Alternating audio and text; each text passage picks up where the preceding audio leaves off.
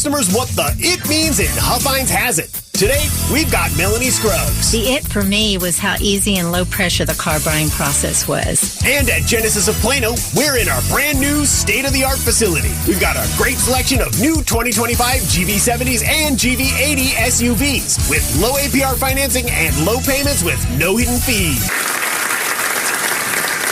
So we had 10 guys that broke out of the jail in New Orleans, and half of them have already been recovered. New Orleans is a special place. It's a special place in some good ways, and it's a special place in some bad ways. I know I lived there for a few years. My wife is from there, so I still have to go back and visit her family every once in a while. And that place is a mess. It's one of the ways that I know I like Dallas. It's one of the reasons I know I like Buck Tussle, because I've lived someplace worse.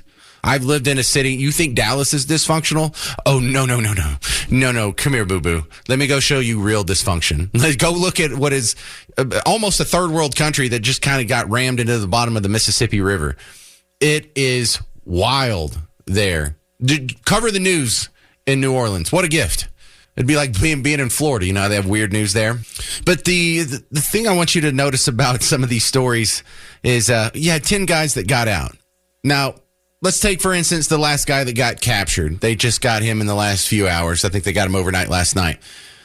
He's in trouble for a second-degree murder charge, another attempted second-degree murder, all kinds of other, firing a gun into a crowd and all that crap.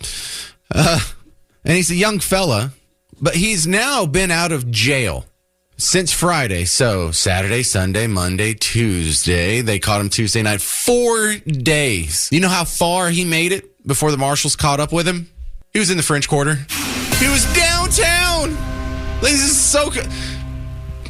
And you probably think that's funny. You're like, oh, what an idiot. No, listen to me. I worked there for a long time. That happens so often. It was a running joke that we used to have. These guys who commit a murder or some kind of mass shooting or a carjacking, and there's a manhunt and everyone's looking for them, and you think, well, it's been days. They're probably in Mexico by now. No, they'll catch them in like New Orleans East. And for those of you who aren't familiar with New Orleans, totally understandable. The French Quarter is downtown. The French Quarter has in it a police station. The jail that they escaped from, almost walking distance from the French Quarter. It'd be a good little hike. It's like a mile maybe. But it's just down Broad Street coming out of downtown. Then you have like all the courts and the jail and the big police station there. And so not only did he not go hide out in a foreign country or another state or even another town, this guy is going to the place where you have the most eyeballs possible walking around in the French Quarter. It is the most conspicuous place possible for someone who escaped from the New Orleans jail. And that might make you feel a little bit better because, this guy that's probably going to spend, the next 30 years or whatever in jail when you add up all these charges and whatnot, society's not going to be missing much. This wasn't a kid that was going to cure cancer, develop some new patent for the space station. This guy, not only is he dumb enough and making such horrible decisions at a young age that he's ended up in jail with multiple charges, one of which including murder, he doesn't have the brains to get the hell out of town if he was lucky enough to escape. That is just mind-boggling levels of dumb.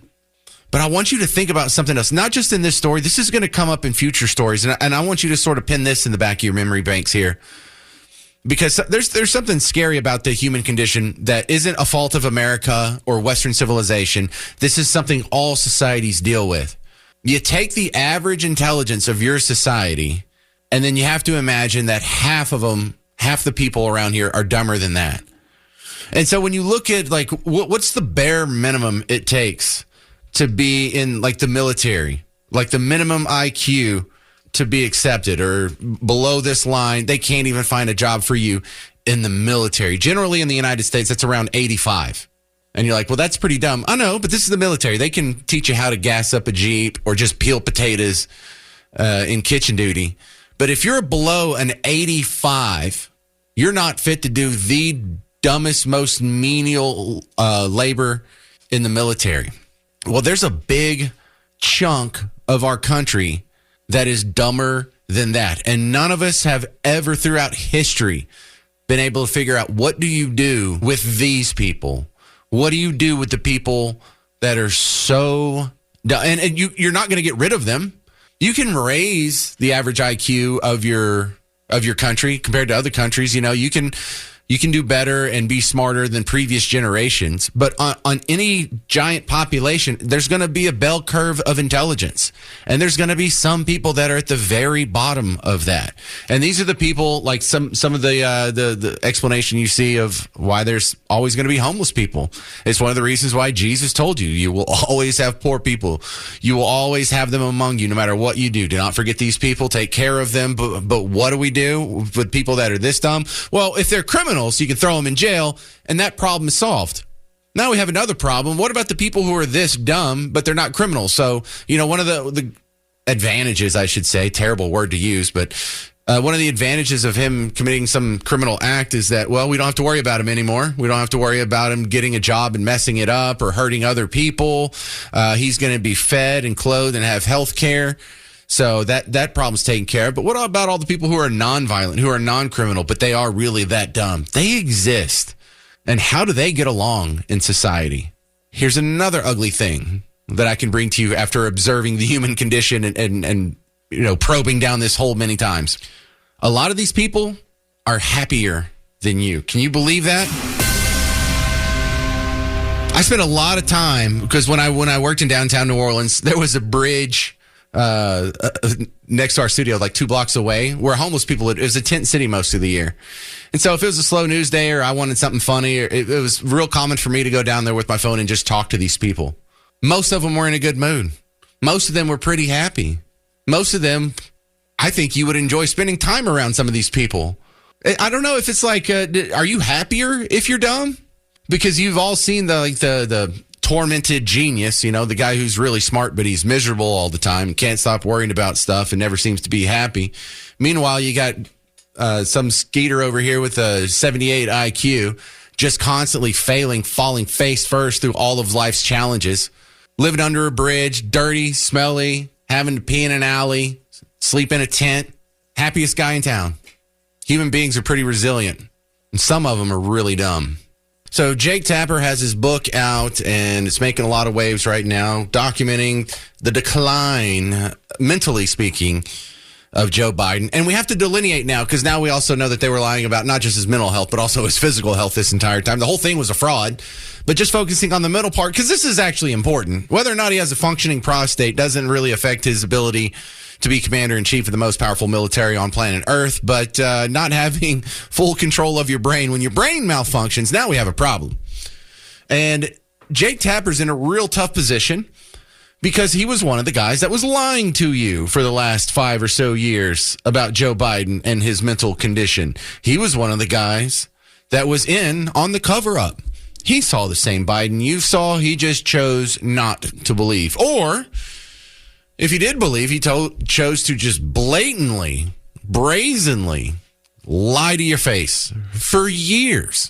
And now all of a sudden he's going to be the guy that's exposing the truth. How do you thread that needle? Well, he gets credit for not just doing interviews in friendly platforms, but he was on the Megyn Kelly show.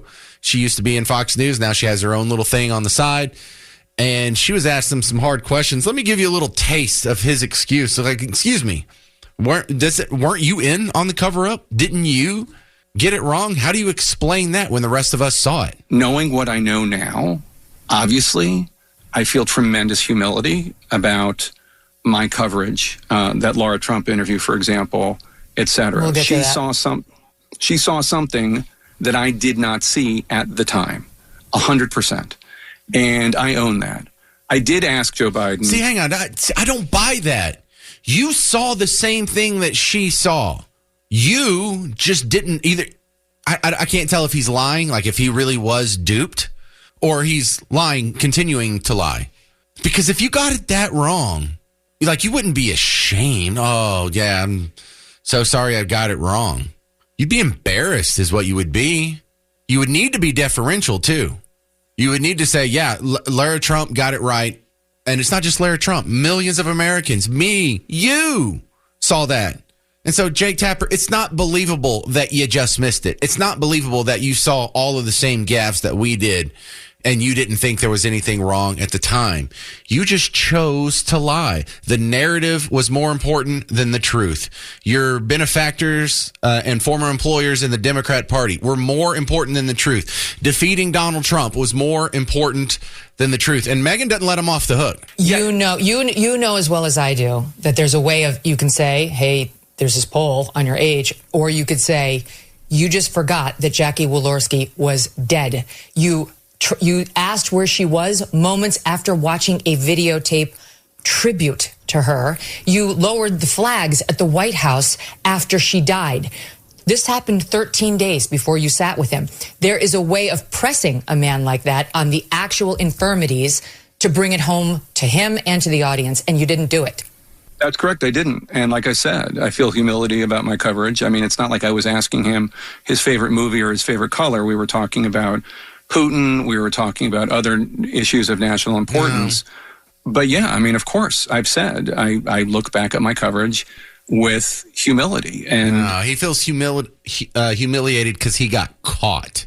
He's not upset about what he did. He's not saying what he never at this point does he say he did the wrong thing. His excuse is just, whoops, I missed it. That's not believable. You saw this guy just mumbling around, getting lost in an open field, walking into the woods, tripping upstairs, tripping on stage, falling off a bicycle, misnaming people, president of Mexico, and we defeated Medicare. You saw all this. And even after the debate, I played the audio of you in the post-debate coverage saying, boy, that really was embarrassing for Trump. No, you never admitted that things were untoward until, boom, he lost, and now it benefits you. It's not believable. I don't believe that he just, got it wrong. I think he covered it up. I think he knows he was lying, and I think he's continuing to lie now. Why? It's going to make him a lot of money, for one thing. The criticism has been that you're complaining about a cover-up about Joe Biden's mental acuity that failed. Get it, Megyn. Right-wing pundits saw. The right wing in general saw, that independent media saw and reported on. You saw it too. And that was no mystery even to left wing and so-called mainstream reporters who were not fooled, but chose willful blindness instead of honest reporting, and that you were part of it. How do you respond? It's a tough and fair question. I would say that Alex and I, after Election Day, interviewed more than 200 people, 200 mostly Democratic insiders, and almost all of these interviews were after the election. And they justified to themselves what they had done in terms of misrepresenting how the president was, not just to me and Alex and other reporters, but also just to each other and to the world and to Democrats and to the cabinet, et cetera, by saying that there was this existential threat of Donald Trump. And only Joe Biden could beat Donald Trump, and that justified everything in their minds. No. That's why you lied to us. That's why you told false reports. Not that's why they falsely reported to you. Because whether or not they falsely reported to you, how do you get it wrong? But you could have gone into any trailer park and got some guy with only half of his teeth sucking on a natural light can on his disheveled wooden porch. How does he know better about Biden's mental condition than you? How come he was diagnosing it? You could have pulled over any car driving around in red state America in the last 6 years, and they would have been more likely to get the facts about Joe Biden's mental decline correct than you. It's not believable, sir. You lied.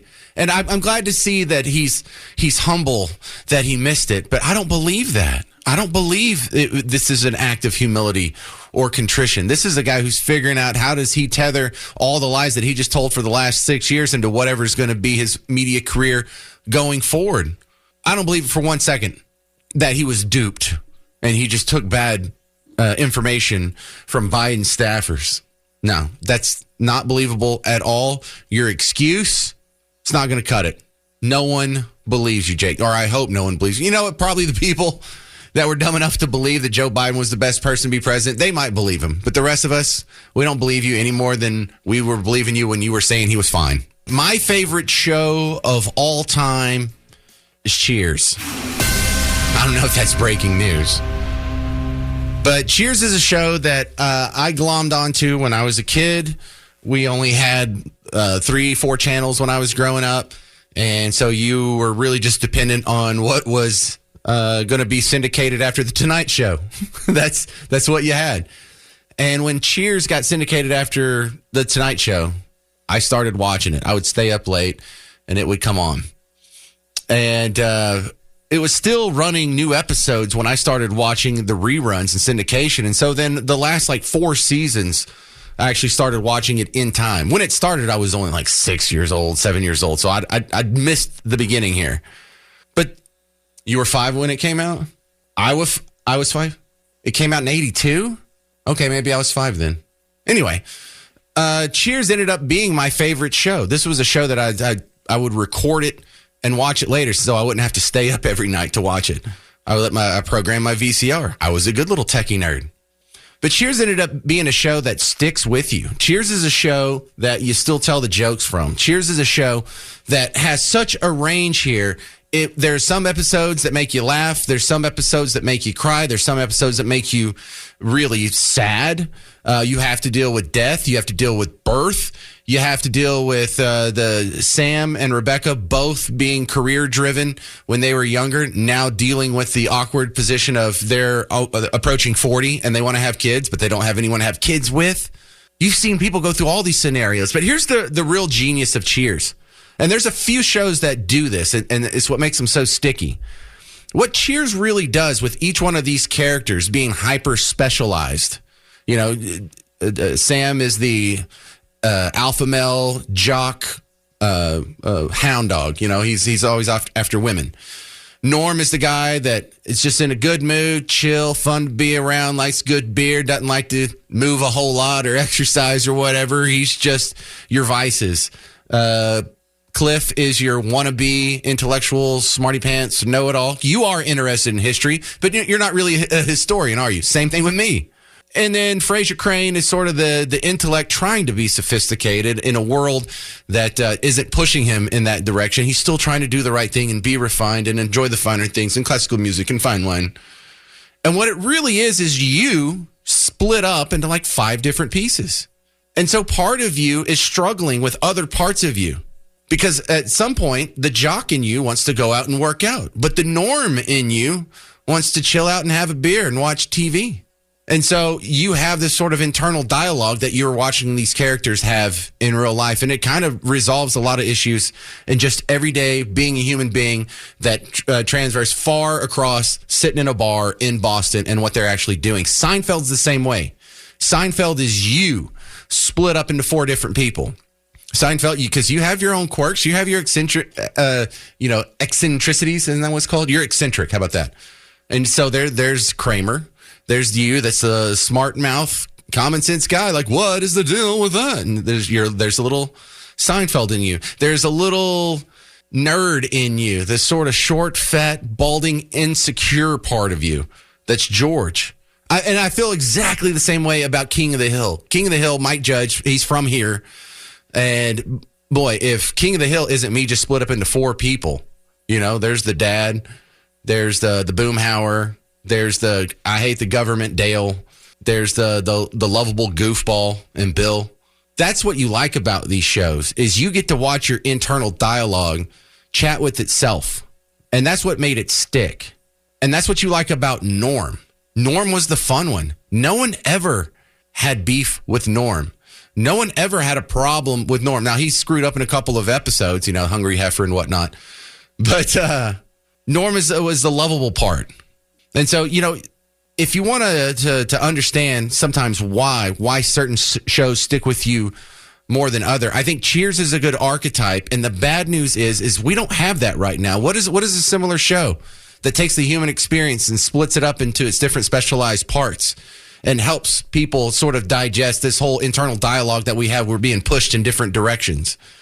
If someone asks a question, do I want to give the trivia answer like I'm on Jeopardy, like I'm Cliff Clavin? Do I want to give a smart mouth pun and make everyone laugh like I'm Norm? You have to make that decision whenever you're in a conversation or you're in a public setting. And I think I'm going to have to make my kids watch Cheers. They've watched quite a bit of Seinfeld, but I think that's healthy. I think it's healthy to see you split up in different competing factions, because once you can take a puzzle apart and put it back together again, tell me you don't understand it more. And also, Cheers is so sticky because it was just so well written. It was just acted so well. And the amazing part is 95% of the show was in the same room. It was all in that bar. It was almost like a one-act play. They didn't even have to go to different locations. They didn't have special effects. They didn't have you seeing great scenery or skylines or whatever. It was almost all self-contained, which means the magic came just from the dialogue. And that's why I still play a bunch of their clips on the show. He didn't say anything. You'll hear a lot of Cheers on the show. You'll hear a lot of my Cheers references on the show. And George Wendt, I hadn't seen him do much lately, and I didn't know him personally, but it does make me kind of sad knowing that the guy who gave us Norm Peterson's no longer with us. All right, that's going to do it for the James Show. I just wanted to brag on my favorite show of all time, which was Cheers. Stick around. Mark Levin's coming up next. If you're interested in going to the next James Show listener meet and greet, that's going to be May 27th at Manny G's in Keller. I'm not going to give you an address. You're going to ask your phone. This isn't 2004. Our phones know this stuff now. So come on out, say hi. It'll be about 7 o'clock to 9-ish or so. And I would love to meet you. So come on out. Tell someone about the show and check out the podcast whenever you have some free time. I'm James Parker. This has been The James Show, News Talk 820 and 93.3 FM WBAP.